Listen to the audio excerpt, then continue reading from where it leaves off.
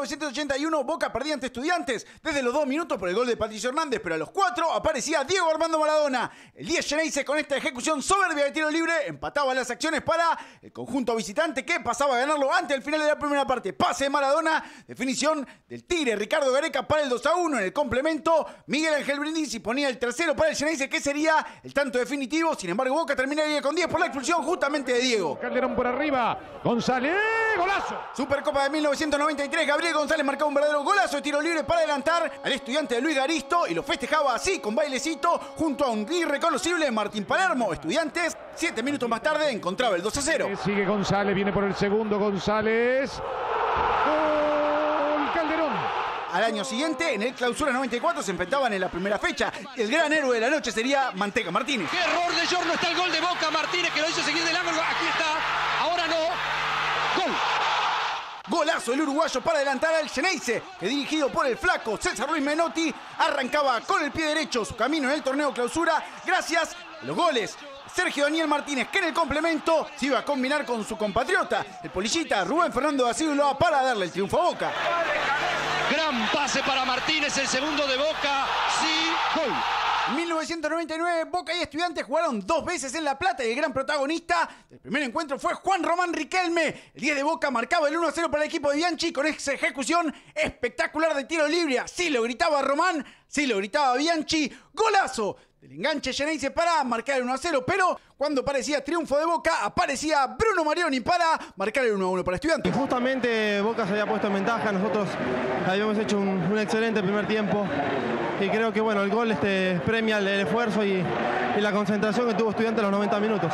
Boca volvía a La Plata por la 16ª fecha del torneo de apertura de ese año 1999. Gran marco para ver el partido entre Pincharratas y Xeneize, que arrancaba con este caño de Gustavo Barros Esqueloto y la asistencia para Chipi Antonio Barijo, que con esta definición marcaba el 1-0 para el equipo de Carlos Bianchi. Sin embargo, Estudiantes se iba en busca del empate y complicaba a Boca. Centro a la derecha, Córdoba salía, Bermúdez mandaba la pelota al córner y había discusión caliente entre los dos colombianos, el capitán Xeneize y el arquero. El pinche va a llegar al empate tras este centro a la izquierda, y el cabezazo del Tecla Farías, habilitado por Diego Caña, marcaba el 1-1 para el conjunto de La Plata.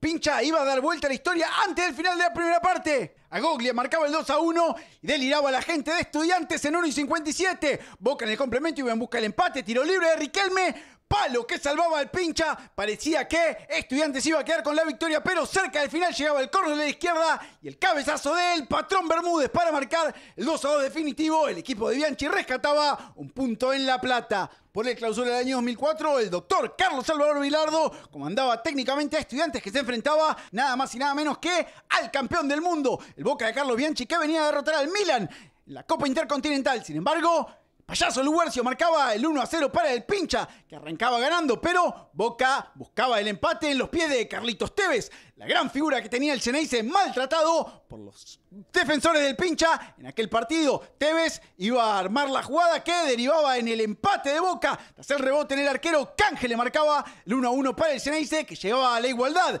Tevez era imparable, parecía haber penal sobre el Apache, lo pedía Carlos, también Bianchi, pero el árbitro decía, no, siga. Estudiantes volvía a ponerse en ventaja. Otra vez el Payaso Luguercio, luego de la gran jugada de Carrusca, marcaba el 2-1 para el Pincha, pero en ese primer tiempo lleno de emociones pasaba esto. Tevez recibía por la izquierda, juntaba 4 hombres de Estudiantes, iba hacia el medio en su clásica jugada de aquel entonces para marcar un verdadero golazo que recibía los elogios hasta del doctor Vilardo. Él gambeteaba para adentro, dije, bueno, sigue gambeteando, lo siguen corriendo, pero cuando le pegó, si vos lo mirás yo estaba derechito, ¿no?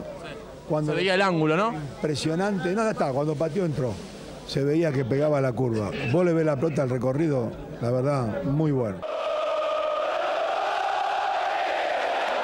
Que nos salte subcampeón, cantaban los hinchas del Pincha en el partido por el Clausura 2007. Claro, en el semestre anterior, Estudiantes le había ganado a Boca nada más y nada menos que la final del torneo en cancha de Vélez. Saludo entre Juan Román Riquelme y Juan Sebastián Verón, las dos grandes figuras.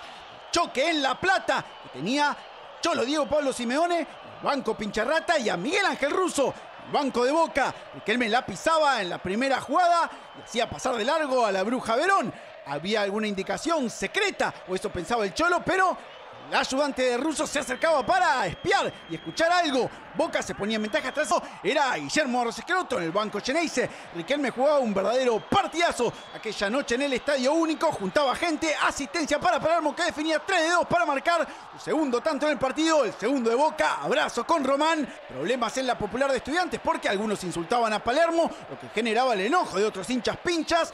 Sufría el Cholo Simeone, su equipo era superado por Boca y en el complemento otra vez Palermo con este zurdazo marcaba su hat-trick y sentenciaba el partido. Gran triunfo de Boca en La Plata. Con el partido liquidado, Russo mandaba a la cancha a Guillermo Rosesqueloto, lo que generaba el enojo de los hinchas pinchas. ¿Cómo sentí que jugó Boca? Porque hasta el gol quizás lo estaban superando y después lo ganaron bien. Boca ganó bien, hizo 3 goles. Creo que ganó claramente. Un año más tarde volvieron a enfrentarse en el Ciudad de La Plata con otro marco impresionante. Boca y Estudiantes peleaban por la punta del torneo en aquel entonces. Palermo, después de los 3 goles, recibía silbidos de parte de los hinchas pinchas. Ahora, de manera más unánime, Perón y Fabián Vargas tenían duro cruce en la mitad de la cancha. Baldassi decía, siga, siga. El pincha se iba a llevar la victoria luego del córner de la derecha. La bajaba de Sábato y Lechuga Maggiolo marcaba el único tanto del partido para el equipo de la Bruja Verón. ¿Se ganó? Ajá. Con un gran rival, donde vino a buscar el triunfo, pero bueno, se encontró con un equipo creo que motivado, lastimado, y a partir de ello pudimos redondear una buena victoria. En 2017 el Xeneize volvía al Estadio Ciudad de La Plata. Nuevamente el marco era espectacular. Los hinchas del pincha ocupaban las tribunas para recibir al por entonces líder del torneo, dirigido por Guillermo Rosesqueloto.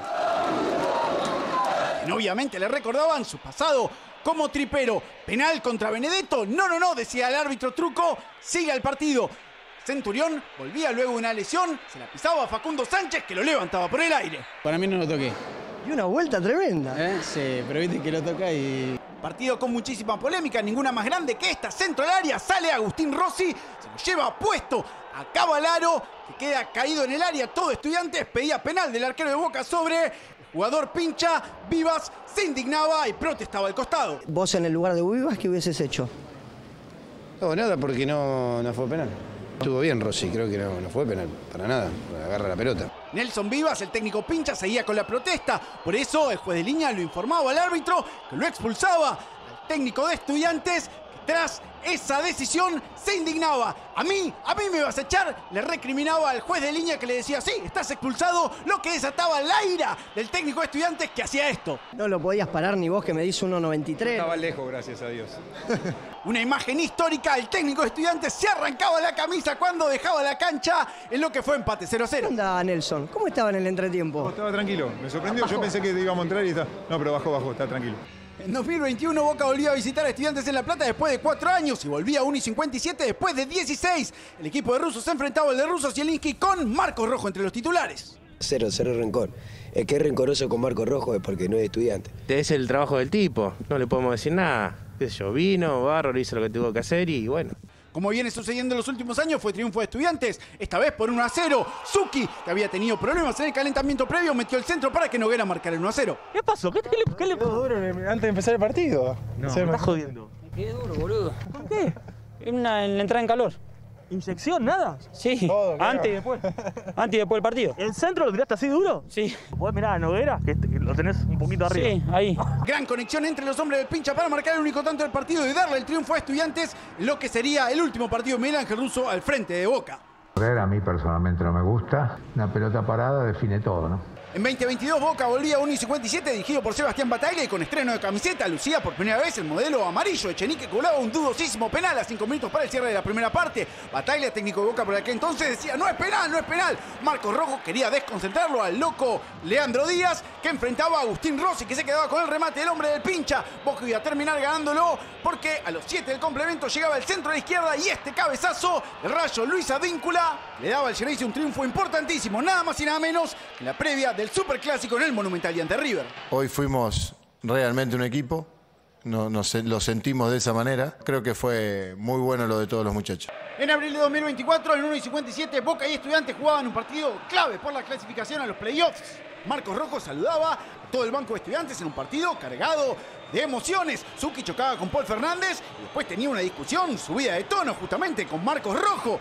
El 8 de Estudiantes le decía de todo al capitán Geneise. Boca iba a tener su mejor ocasión en el comienzo de complementos. Centro de Zenón. Cavani no podía por centímetros. El equipo de Diego Martínez perdía su mejor chance y Estudiantes lo aprovechaba. Córner de la izquierda. Anticipo de Javier Correa, que de cabeza le daba el triunfo por 1-0 al equipo de Eduardo Domínguez, que así aseguraba su clasificación a los playoffs de la Copa de la Liga, donde sería nada más y nada menos que el campeón. Lo veníamos hablando en estos días, que se iba a definir por un mínimo detalle. Bueno, gracias a Dios fue para nosotros. 4 meses más tarde volvían a chocar en 1:57. Saludo entre Diego Martínez, Eduardo Domínguez, Enzo Pérez.